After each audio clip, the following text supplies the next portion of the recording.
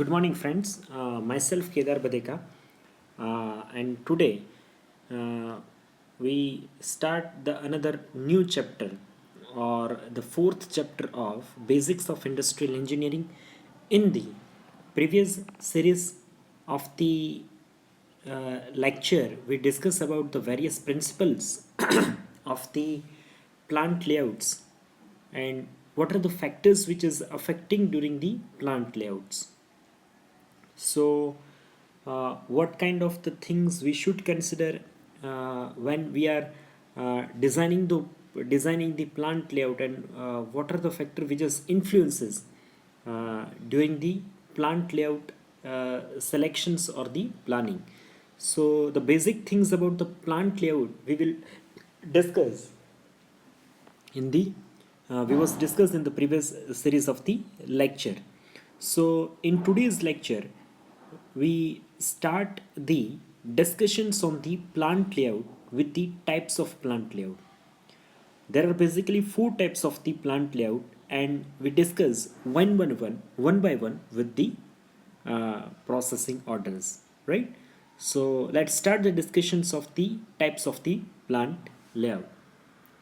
So now the production process is normally determined. The types of plant layout is to be applied to the facility. The production process is normally determined. The types of plant layout is to be applied to the facilities. There are the basically four types of the plant layout. The first one, which is the fixed position plant layout, the product stays and the resources is moved towards it.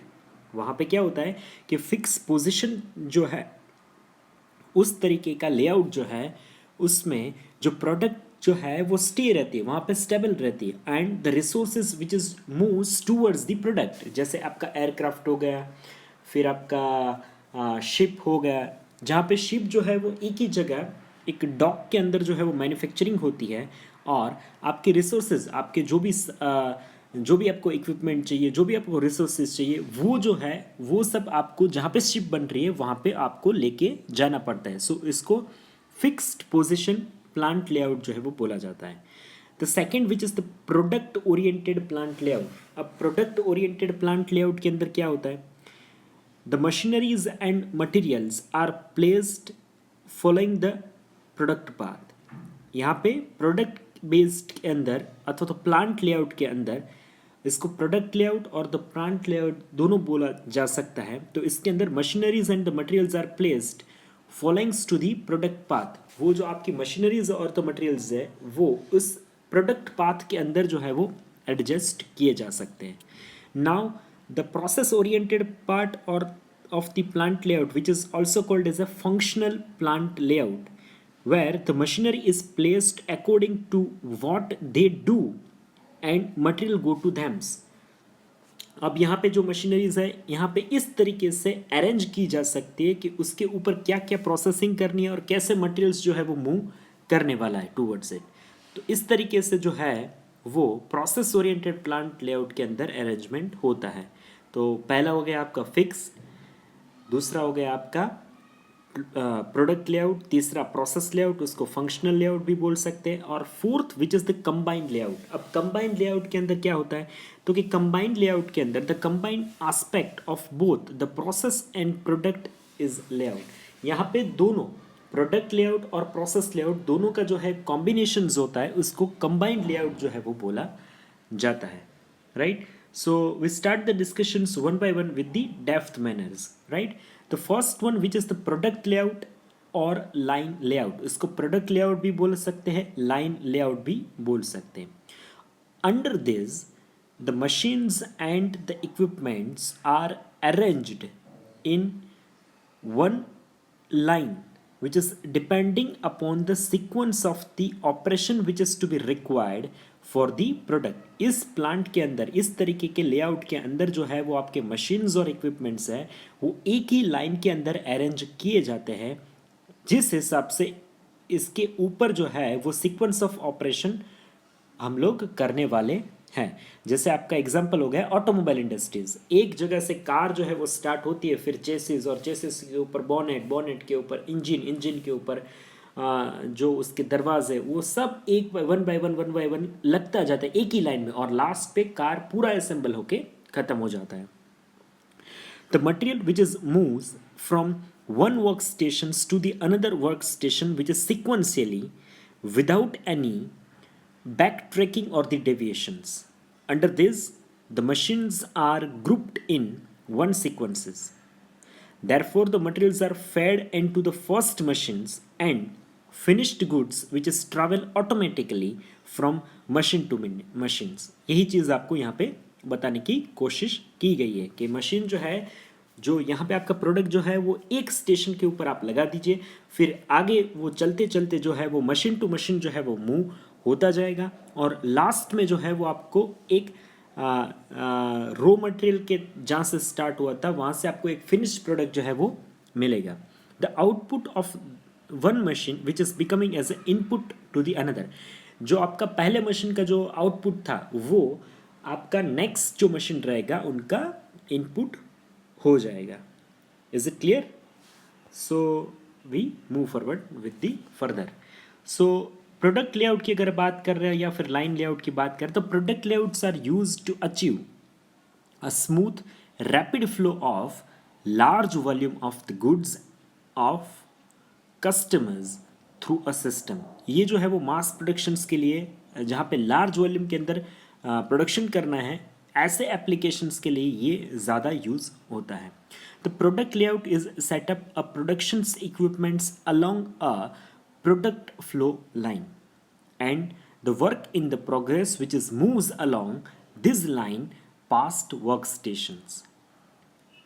It effectively the produces a large number of the similar item. जहाँ पे आपको एक तरीके के large number of item bulk में बनाने हैं, तो ऐसे प्रोडक्ट के लिए जो है ये तरीके का जो अरेंजमेंट होगा वो सबसे बेस्ट अरेंजमेंट जो है वो माना जा सकता है. यहाँ पे आपको एक स्केमेटिक दिया गया है. जैसे यहाँ पे रो मटेरियल जो है वो और कस्टमर जो है वो स्टेशन वन से जहाँ से स्टार्ट होता है स्टेशन वन, फिर वो आगे मटेरियल जो है और लेबर जो है वो मूव करेगा, मटेरियल लेबर साथ में मूव करेगा, स्टेशन 2 पे जाएगा, स्टेशन 3 पे जाएगा. ऐसे इस तरीके से वर्क जो है वो आपका फ्लो कर रहा है, प्रोडक्ट जो है वो आपका फ्लो कर रहा है, स्टेशन जो है वो स्टेबल है, और एट द लास्ट जो है वो आपका एक फिनिश्ड आइटम जो है वो बन के बाहर निकल जाएगा. So the tray and the silver, desserts, salads, main course, potato vegetables, the breads, rolls, beverages and the cashiers. आप मॉल में जाते हैं ना, तो ये सब कुछ उठा के एक लास्ट तरीके के कैश काउंटर जो होता है वहाँ से आप पैसे चुका के वापस बाहर निकल जाते हैं. This is the similar kind of the arrangement which is shown in the product layout, right, or line layout. Now as an examples, in a paper mill the bamboos are fed into the one machines at one end and a paper which is comes out at the another end. एक तरीके से जो paper machine मिल होती है ना जहाँ पे paper बनते हैं, राइट, वहाँ पे इसी तरीके का अरेंजमेंट होता है. जो बाम्बूज रहते हैं, तो बाम्बूज, राइट, ग्रीन बाम्बूज, वो एक साइड से जो है वो मशीन के अंदर इंसर्ट होते हैं और पूरा प्रोसेस होके एक स्टेशन से दूसरे स्टेशन, दूसरे स्टेशन से तीसरे स्टेशन, तीसरे स्टेशन से चौथे स्टेशन से, ऐसे मूव होते होते जो एक लास्ट में जो है वो पेपर के फॉर्म में आपको आउटपुट मिल जाता है. The raw material which is moves very fast from one workstations to another workstations with a minimum work in progress storage and the material handling. तो इस तरीके के अरेंजमेंट जो है वो केमिकल्स के अंदर, शुगर फैक्ट्रीज के अंदर, पेपर मिल्स के अंदर, रबर मैन्युफैक्चरिंग्स के अंदर, रिफाइनरीज के अंदर, सीमेंट प्रोडक्शन फैक्ट्रीज के अंदर, ऑटोमोबाइल्स के अंदर, फूड प्रोसेसिंग प्लांट के अंदर, इलेक्ट्रॉनिक इंडस्ट्रीज के अंदर, इस तरीके के जो है वो हमें अरेंजमेंट देखने को मिल सकते हैं. So this is all about the product layouts, right. So I think आपको ये प्रोडक्ट लेआउट के बारे में समझ में आ गया होगा. Now we will start the discussions of the product layouts, advantages and disadvantages. तो first we start the various advantages of the product layout. A, high rate of the productions. इसमें आपको हाई रेट ऑफ प्रोडक्शंस मिलने के सबसे ज़्यादा chances होते हैं. The low unit cost which is due to the high volume, then a low material handling cost per unit which is to be observed in this kind of the arrangements. A high utilizations of the labors and equipments are observed. Smooth and uninterrupted operations which is observed in this type of the plant layouts. There is a continuous kind of the flow of the work which is observed in the product layout, because the approach of the line sequencing which is helps in the continuous flow of the work. There is optimum use of the floor space. इस तरीके के plant layout के अंदर आप बहुत अच्छी तरह जो है वो फ्लोर स्पेस का जो है वो यूज़ कर सकते हैं. Then a shorter processing times और अ क्विकर आउटपुट्स. यहाँ पे जो प्रोसेसिंग टाइम जो रहता है इस तरीके के प्लांट लेआउट के अंदर वो बहुत कम प्रोसेसिंग टाइम जो है वो रहता है.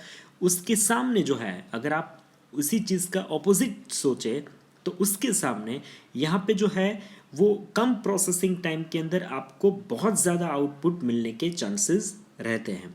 A less conjunctions of the works in this type of the process. यहाँ पे जो लेस कंजक्शंस, जो कंजक्शंस होना चाहिए वो कंजक्शन सबसे कम होता है इस तरीके के प्लांट लेआउट के अंदर. A simple and effective inspections of the works and the simplified productions control. एक तरीके से एक सिंपल और इफेक्टिव इंस्पेक्शंस जो है वो इस तरीके के प्रोडक्ट लेआउट के अंदर जो है वो यूज़ हो सकता है, and a simplified productions control जो है वो हमें मिलता है. Now we start the discussions over the disadvantages of the product layout. Product layout के जो है वो डिसएडवांटेजेस जो है वो क्या हो सकते हैं. तो as we start the discuss disadvantages, the moral problems which is due to the respective stress which is the injuries. यहाँ पे आपके एक moral problems जो रहता है वो which is the repetitive stresses. आपको मुझे ये जल्दी ख़त्म करना पड़ेगा क्योंकि ये पीछे वाला जो प्रोडक्ट वो रेडी है कि आ रहा है, राइट. आप हर दम जो है वो हड़बड़ी में काम करने की कोशिश करते हो और उस हड़बड़ी वाले काम के अंदर इंजरीज लगने के चांसेस इस तरीके के लेआउट के अंदर बहुत ज़्यादा होते हैं. Then a highly susceptibles to the shutdowns. एक स्टेशन जो है वो रुक गया, उसमें फेलियर आ गया तो फिर आपको पूरा शटडाउन लगेगा, क्योंकि एक ही टाइप का जो है वो स्टेशंस जो फ्लो है वो प्रोडक्ट का फ्लो जो है वो वहाँ पे बना गया है. अगर एक स्टेशंस के अंदर 3-4-5 घंटे के लिए या फिर एक दिन के लिए जो है वो कोई बहुत बड़ा फेलियर्स आता है मशीन के अंदर, तो फिर पूरा प्लांट जो है वो उस हिसाब से बंद रखना पड़ता है. Then the preventive maintenance, the capacity for the quick repairs and the spare parts inventories are necessary expenses. क्योंकि आपको प्रिवेंटिव मेंटेनेंस इस तरीके के प्लांट्स के अंदर बहुत ज़्यादा करने पड़ते हैं, राइट. सो जो आपका एक बड़ा अमाउंट जो है वो लगता है, आपको क्विक रिपेयर्स करना पड़ेगा और स्पेयर उसके जो स्पेयर पार्ट्स इसके पीछे जो आपका इन्वेंट्री कंट्रोल लगे वो लगेगा, वो इन्वेंट्री के पीछे जो है वो एक ज़्यादा अमाउंट जो है वो आपको स्पेंड करना पड़ सकता है. There is a high initial capital investments in the special purpose machines. अगर आप कोई स्पेशल पर्पज़ मशीन के साथ जो है वो काम कर रहे हैं तो इस तरीके के मशीन के अंदर जो है वो ज़्यादा जो है वो कैपिटल इन्वेस्टमेंट जो है वो, यानी आपको उसके पैसे ज़्यादा जो है वो पैसे लगाने पड़ सकते हैं. अगर आपने ज़्यादा पैसे लगाए, राइट, वो स्पेशल पर्पस टाइप का मशीन्स है, और अगर उसमें बाई चांस जो है वो किसी तरीके का फेलियर्स आता है तो वो फेलियर्स जो है वो उसको एक तरीके से रिपेयर करना, सही करना बहुत डिफ़िकल्ट टास्क हो जाता है. Because in that kind of the problem we required a special kind of the skill to carry forward this kind of the problems, right. The breakdown of one machines will hamper the whole production process, right. एक machine के अंदर मैंने यही चीज़ आपके साथ पहले discuss करने की, अगर सपोज कि एक मशीन के अंदर ब्रेकडाउन आता है तो वो उसका पूरा जो इफेक्ट है वो सारे मशीन्स के अंदर, सारे प्रोडक्शन प्रोसेस के अंदर जो है वो लग जाता है, राइट. तो इस तरीके के प्रॉब्लम्स जो है बहुत डिफ़िकल्ट हो जाते हैं. एक मशीन का ब्रेकडाउन जो है पूरा प्रोडक्शन प्रोसेस जो है उसको दिक्कत में डाल सकता है. And a lesser flexibility as specially laid out for a particular product. So these are the all advantages and disadvantages of the product layout. Now we will start the discussions of the process layout. Now what is happening in the process layout? The process layout, which is the group of the machineries and the equipment which is according to the functions. यहाँ पे process layout के अंदर आपके जो machines हैं, equipments हैं, वो आपके फंक्शन के हिसाब से जो है, वो प्रोडक्ट के फंक्शंस के हिसाब से जो है उसको ग्रुप में अरेंज करके आपका जो है वो प्रोसेस, आपका प्रोडक्ट जो है मैन्युफैक्चरिंग होता है. यानी एक लेथ का ग्रुप हो गया, एक मिलिंग का ग्रुप हो गया, एक ड्रिलिंग का ग्रुप हो गया, राइट. इस तरीके से एक ब्लास्टिंग, एक पेंटिंग, इस तरीके के ग्रुप जो बना के जो है वो आपका प्रोडक्ट जो है वो कैरी फॉरवर्ड होता है. In this type of the layout the machines of a similar types, जो मशीन जो है वो सिमिलर टाइप्स है, are arrange together at one place. जो मशीन जो है वो एक सरखे है, एक तरीके के है, उसको जो है वो एक साथ हम लोग अरेंज करेंगे. As an example, the machine which is performing the drilling operations are arrange in the drilling departments, right. The machine which is performing in the casting operations are group into the casting department. Therefore, the machines are installed in the plants which is follow the process layout. वो इस तरीके से आपका product जो है इस process layout को follow करता है. The process layout, the process layouts are designs to process the item और provide the service that which involve a variety of the processing requirements, right. तो यहाँ पे जो है वो आपका प्रोसेस लेआउट जो है वो क्या फॉलो करेगा, तो प्रोसेस लेआउट जो है वो फॉलो करेगा, वो प्रोवाइड करेगा, सर्विस आपको प्रोवाइड करेगा which is involve a varieties of the processing requirement. वो प्रोसेसिंग रिक्वायरमेंट फॉलो करेगा. The process layout which is the functional which is used for the intermittent processing like as a job, shop work और the batch production. जो आपको suppose के मुझे ये ऐसे piece 500 बना के दीजिए, ऐसे 300 बना के दीजिए, ऐसे बैच में अगर आपको कुछ काम करना है, प्रोडक्ट मैन्युफैक्चरिंग आपके वहाँ होती है, तो आप उस हिसाब से आपके मशीन को जो है वो ग्रुप करके इस तरीके के अरेंज करके फिर उसको मॉडिफाई करके फिर दूसरे प्रोडक्ट के हिसाब से दूसरे ग्रुप को बना के जो है वो आप ज़्यादा इफेक्टिवली काम कर सकते हैं. सो ये जो हो गया आपका प्रोसेस हो गया. तो प्रोडक्ट लेआउट के अंदर बेसिकली क्या था, सिक्वेंशियल था, work station to work station move होते थे, राइट. सो प्रोसेस लेआउट की अगर बात करें, the grouping of the machine which is according to the process has to be done keeping in the minds the following principle. The first principle, which is the distance between the department, which is should be as shorter as possible for avoiding a long distance movements of the materials. यहाँ पे आपको ऐसे machine को एक तरीके से ऐसे arrange करना है कि उसके बीच जो है वो one department to next department distance जो है वो कम रहे. Second, the department is should be in the sequence of the operations. ऐसे डिपार्टमेंट जो है वो इस तरीके से अरेंज होने चाहिए कि जो उसके बाद हमें उस प्रोडक्ट के ऊपर जो प्रोसेसिंग करना है वही नेक्स्ट डिपार्टमेंट होना चाहिए. The arrangement is should be convenient for the inspections and the supervisions. Arrangement इतनी होनी चाहिए कि आप स्टेशन पे जाके जो है वो इंस्पेक्शन प्रोसेस वगैरह कुछ कर सकते हैं. Then the tailoring, lights and the heavy engineering products which is main order to the furniture industries and the jewelries. These are the examples of the process layout. So let's start the discuss about the various advantages and the disadvantages of the process layout. So first advantages, which is there is a high degree of the machine utilizations and as a machine is not blocked for a single product. बहुत ज़्यादा machine का utilisation हम लोग कर सकते हैं. Change in the output designs, the volume is more be easily adapted from the output of the varieties of the product. Then not valuables to equipment failure, the breakdown of one machines does not result in complete of the workstations. Then fourth, which is the supervision is can be more effective and the specialized. यहाँ पे बहुत easy हो जाता है आपका. And last advantages which is there is a greater flexibilities of the scopes of the expansions. यहाँ पे expansion का जो है वो बहुत ज़्यादा जो है वो स्कोप रहता है. Now what are the disadvantages in the process inventory, the cost can be high, right. Inventory आपको ज़्यादा लगेगी, कॉस्ट ज़्यादा रहेगा आपका. Material handling cost which is high, क्योंकि पूरा जो है वो आपका प्रोडक्ट वंस एक group of equipment to another group of equipment travel करेगा तो हैंडलिंग कॉस्ट ज़्यादा लगेगा. The more skill of the labour which is required for the resulting of the higher cost.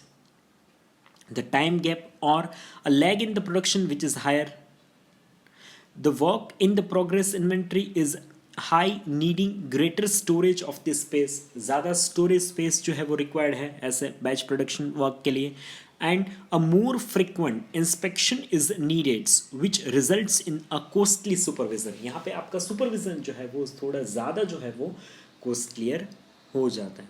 So these are the advantages and disadvantages of the process layout.